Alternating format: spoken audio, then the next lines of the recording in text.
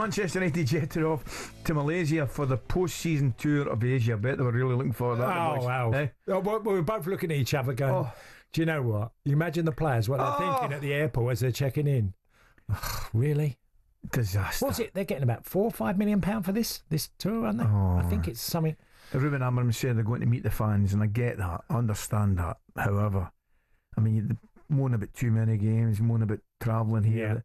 And then you've got pre-season straight after. So. Manchester United looks set to cherry-pick two of the Premier League's most sought-after forwards. talkSPORT understands Man United have held talks with £50 million rated Brentford forward Brian Mbeumo. Excuse me. It follows news that Rose Matheus Cunha has agreed a 5-year deal to join United. Two good players, there's no doubt about that.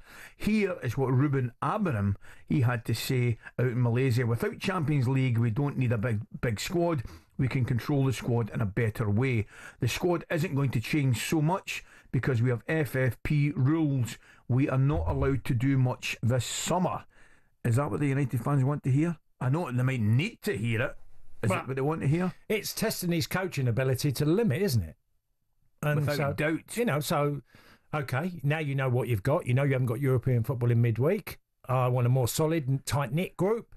And I think United fans just want to see progress, of where their football club is. If they see that developing during the course of the season. Here's a question for you.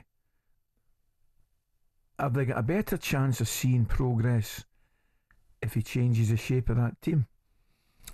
Yeah, I think probably another show, isn't it? Yeah, I think there's a lot to be said. He's been stubborn, and obviously he wants to play this way. I get that, and we all understand that. But how far do you continue? Sometimes, where does it say in the coaching manual? And you've done the coaching, the A badge, B, the pro badge, and you're taught along the way that adapting and different scenarios, and you have to put on training sessions with different formations.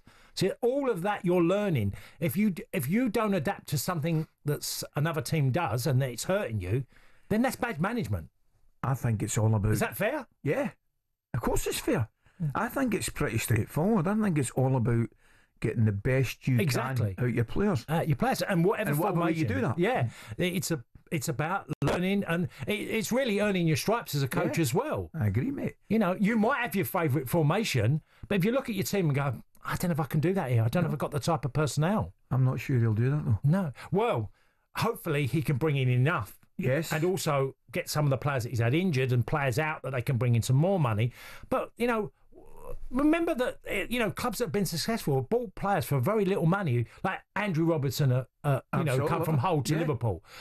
Can United do one or two of them deals that are actually quite cheap, that come in and be very successful, like Dennis Irwin was for them? Oh, what a player. What a player he was for very little Tremendous money. Steve Bruce, I think he come in for 800 grand when they bought. The one I love, Seamus Coleman.